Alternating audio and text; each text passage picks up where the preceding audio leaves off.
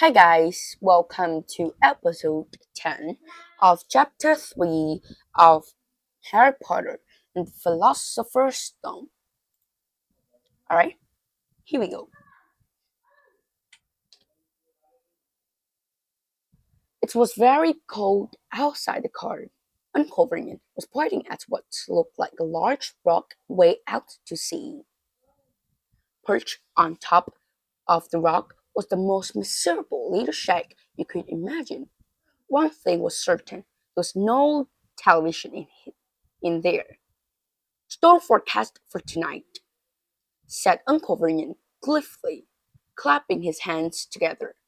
"And this gentleman's kindly agreed to lend us his boat."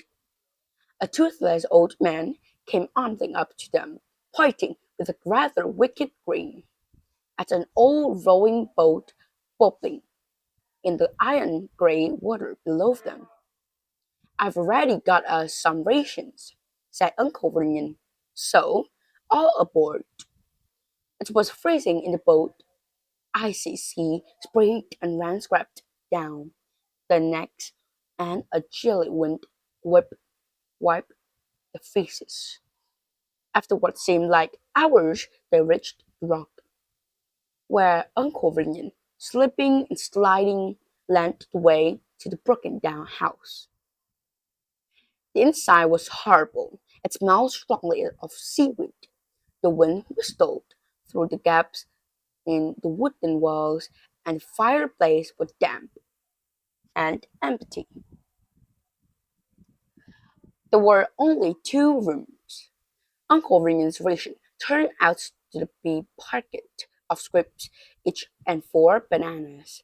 He tried to start a fire, but empty crisp packets just smoked and silvered up. "Could do with some of those letters now, sir," he said cheerfully. He was in a very good mood. Obviously, he thought nobody stood a chance of reaching them here in the storm to delivery post. Harry privately agreed, though the thought didn't cheer him up at all. As night fell, the promised storm blew up around them, sprayed from the high waves, flattered the walls of the hut, and a pierced wind rattled the filthy windows. Aunt Petunia thought Phil moody blankets in the second room, and made up a bed for Dudley on the mouth-eating sofa. She and Uncle Vernon went off to the lumpy bed next door, and Harry was left to find the softest bit of floor he could and to cope up under the thinnest, most ranged blanket. The storm raged more and more ferociously as the night went on. Harry couldn't sleep. He shivered and turned over trying to get comfortable, his stomach rumbling with hunger. Dudley's snores were drowned by the low rolls of thunder that started near midnight. The lighted dial of Dudley's watch, which was dangling over the edge of the sofa on his fat wrist, told Harry he'd be 11 in 10 minutes' time.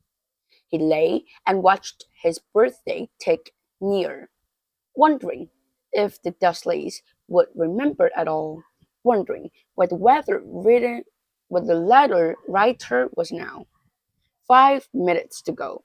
Harry heard something creak outside. He hoped the roof wasn't down to fall in. I thought he might be warmer if it did. 4 minutes to go. Maybe the house and Griffith Drive would be so full of letters when they got back, and he'd be able to steal one somehow. 3 minutes to go. Was that the sea slapping hard on the clock like that? And 2 minutes to go. What was the funny crunchy noise? Was the rock clumping into the sea. 10 minutes to go, and he'd be 11. 30 seconds. 20. 10. 9. Maybe he waked Dudley up just to annoy him. 3, 2, 1. Boom! The whole shack shivered, and Harry sat bolt upright, staring at the door. Someone was outside, knocking to come in. Okay, that is the end of today's video.